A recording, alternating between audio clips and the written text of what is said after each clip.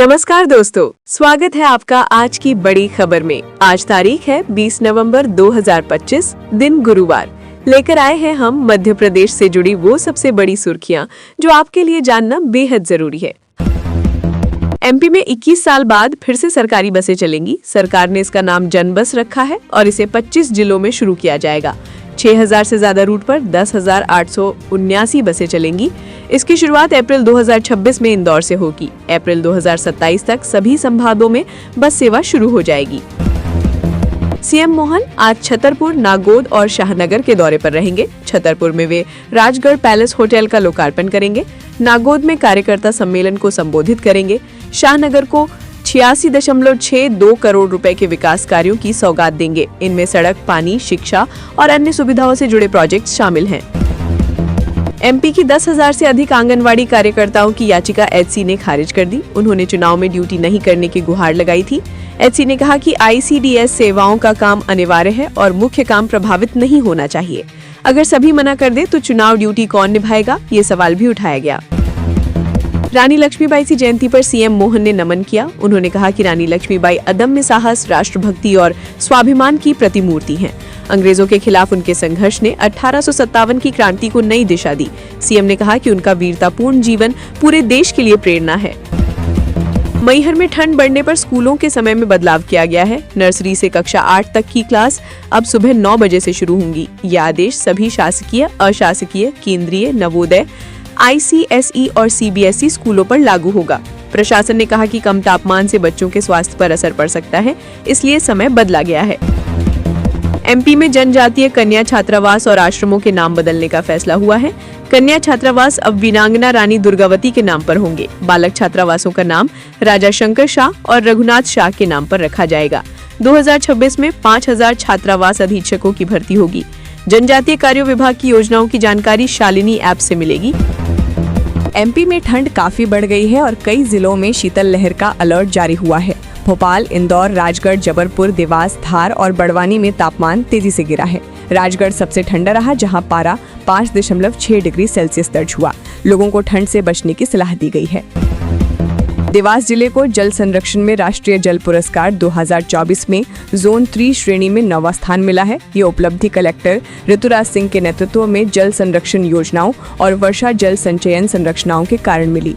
केंद्रीय जल शक्ति मंत्री सीआर पाटिल ने जिला पंचायत सीईओ ज्योति शर्मा को अवार्ड दिया। देवास को 25 लाख रुपए का पुरस्कार भी मिला।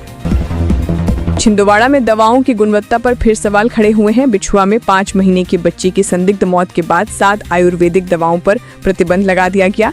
ग्वालियर लैब रिपोर्ट में ये दवाएं खराब क्वालिटी की पाई गई। अब इनकी बिक्री और खरीद दोनों पर रोक लागू कर दी गई है, जिनमें कासा अमृत सिरप, गिलोय सत्व और अन्य दवाएं शामिल हैं। भोपाल के मैजिक स्पॉट कैफे में नकाबपोश बदमाशों ने अचानक धावा बोलकर तलवार और डंडों से जमकर तोड़फोड़ की। पूरा हमला 2 मिनट से भी कम समय में हुआ और वीडियो तेजी से वायरल हो रहा है। पुलिस का मानना है कि ये लूटपाट नहीं बल्कि रंजिश का मामला हो सकता है। कैफे संचालक ने योगी, निखिल, अभिषेक सहित 5 नामजद और अज्ञात आरोपियों पर एफआईआर दर्ज कराई है। एमपी के इंदौर की बेटी वंदना ठाकुर ने इंडोनेशिया में हुई world body building and physique sports championships 2025 में स्वर्ण पदक जीतकर भारत का मान बढ़ाया। उनकी इस जीत पर सीएम मोहन ने बधाई देते हुए कहा कि वंदना की उपलब्धि पूरे प्रदेश के लिए गर्व का क्षण है। अंतर्राष्ट्रीय मंच पर एमपी को गौरवान्वित करने वाली ये सफलता युवाओं के लिए प्रेरणा बनी है।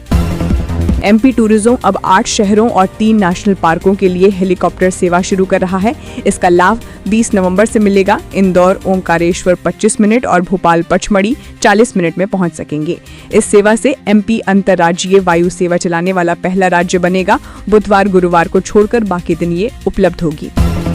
हॉक फोर्स के inspector Ashish Sharma MP CG Maharashtra सीमा पर नक्सलियों से हुई मुठभेड़ में शहीद हो गए। 40 वर्षीय आशीष को कई गोलियां लगी थी। उन्हें 2 वीरता पदक मिले थे और लगातार प्रमोशन भी मिला था।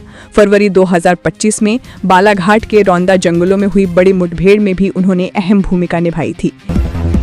सीएम मोहन ने छतरपुर के खजुराहो में the Oberoi Rajgarh palace hotel का उद्घाटन किया।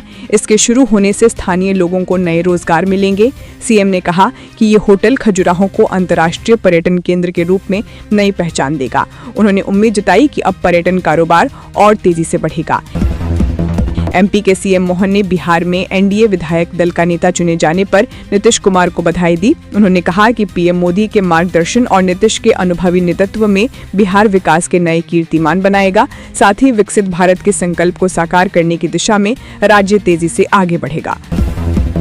इंदौर के एमवाई अस्पताल में महिला वार्ड में अगस्त 2025 में एक्सपायर्ड डीएनए सलाइन बोतल चढ़ाई गई। वायरल वीडियो में ये लापरवाही सामने आई। अस्पताल में पहले भी चूहों के काटने से 2 बच्चों की मौत हो चुकी है। रोजाना सैकड़ों मरीज आने वाले इस अस्पताल में ऐसी लापरवाही गंभीर खतरा बन सकती है। एमपी के बालाघाट में नक्सली मुठभेड़ में हॉक फोर्स के इंस्पेक्टर आशीष शर्मा शहीद हो गए। जॉइंट ऑपरेशन में एमपी, महाराष्ट्र और सीजी की टीम शामिल थी। पुलिस के पहुंचने पर नक्सलियों से मुठभेड़ हुई। आशीष को गोली लगी और अस्पताल ले जाने पर उन्हें मृत घोषित कर दिया गया।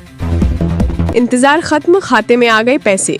देश के 9 करोड़ किसानों को दक्षिण भारत से बड़ी सौगात मिल गई है। प्रधानमंत्री नरेंद्र मोदी ने तमिलनाडु के कोयम्बटूर से पीएम किसान सम्मान निधि योजना की 21वीं किस्त को जारी कर दिया है। अगर आपके मोबाइल पर पैसे आने का मैसेज नहीं आया है तो आप https://pmkisan.gov.in पर स्टेटस चेक कर सकते हैं।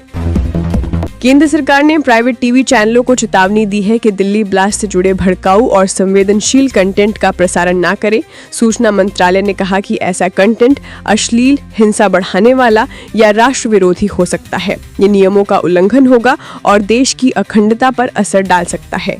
चैनलों को एडवाइजरी का पालन करना अनिवार्य है।